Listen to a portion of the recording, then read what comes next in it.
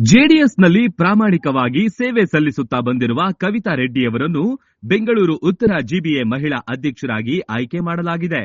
ಮಾಜಿ MLC E Krishnappa ಅವರು ಕವಿತಾ ರೆಡ್ಡಿಯವರನ್ನು ನೇಮಕ ಮಾಡಿ ಆದೇಶ ನೀಡಿದ್ದಾರೆ. ಈ ಹಿಂದಿನಿಂದಲೂ ಕವಿತಾ ರೆಡ್ಡಿ ಜೆಡಿಎಸ್ನಲ್ಲಿ ಪ್ರಾಮಾಣಿಕ ಸೇವೆ ಸಲ್ಲಿಸಿದ್ದು, ಪಕ್ಷದ ನಿಷ್ಠಾವಂತ ಮುಖಂಡೆಯು ಪಕ್ಷ ಕೊಟ್ಟ ಜವಾಬ್ದಾರಿಯನ್ನು ಸಮರ್ಥವಾಗಿ ನಿರ್ವಹಿಸಿದ್ದಾರೆ. ಆ ನಿಟ್ಟಿನಲ್ಲಿ ಇದೀಗ ಬೆಂಗಳೂರು ಉತ್ತರ ಜಿಬಿಎ ಜೆಡಿಎಸ್ ಮಹಿಳಾ ಅಧ್ಯಕ್ಷರಾಗಿ